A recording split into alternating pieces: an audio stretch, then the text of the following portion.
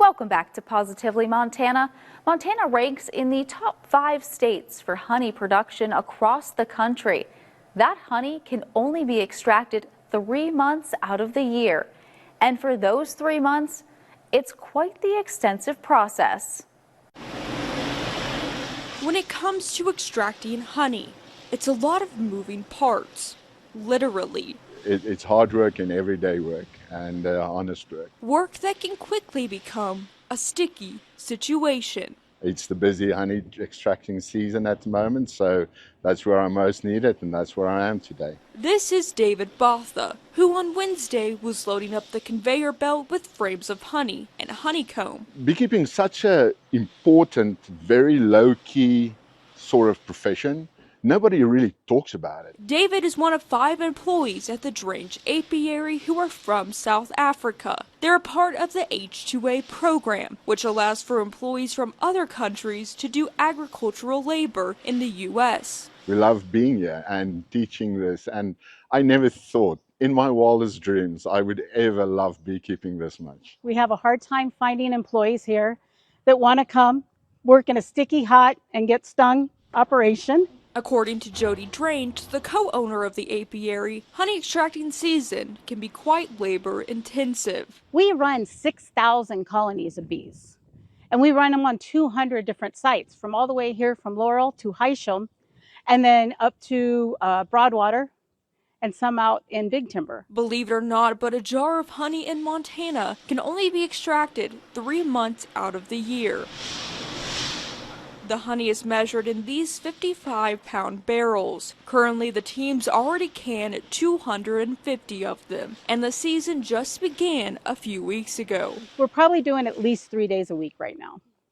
If it's on a really, really good year, we're going 5 days a week. But Jody says the hard work goes beyond just a sweet treat at the end of the day. There wouldn't be Montana agriculture without beekeepers. It's the work that feeds Montanans. Bees are responsible for 1/3 of all the food we eat. Everything starts and ends with the bees in our agriculture. In Laurel, Matt Carmack, MTN News. When you think of weeds, you probably don't imagine them on your dinner plate. But Montana State researchers say one plant could be a game changer for sustainable foods. So it's all about just like layering flavors and layering textures, I think is really important. Thursday at downtown Bozeman's Whistle Pig Korean, Chef Emma Woods was cooking up something a little different.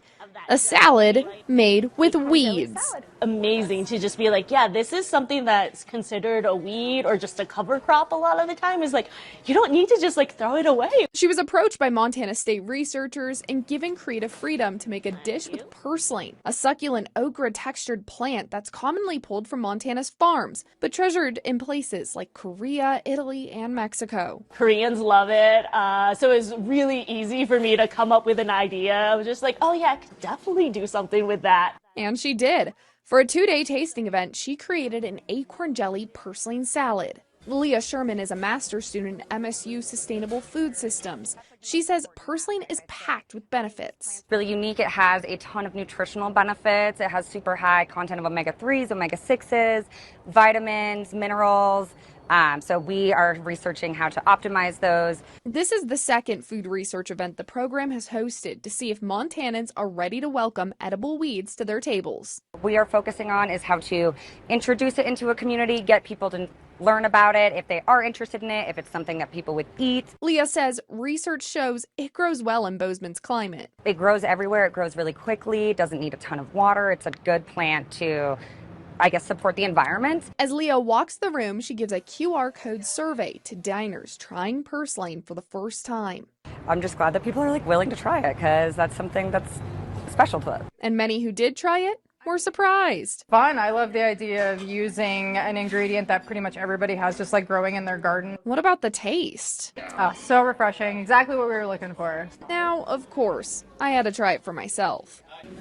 It kind of reminds me a little bit of a seaweed salad. With Chef Emma's authentic Korean influences like acorn jelly, to her, this isn't just a salad. Sharing the culture of Korea to Bozeman and just expanding people's culinary horizons as well. In Bozeman, Megan Elaine, MTN News. Still to come on this edition of Positively Montana, from plants to baked goods, even art. There's so much more to our local fairs than just the rides. We'll show you right after the break.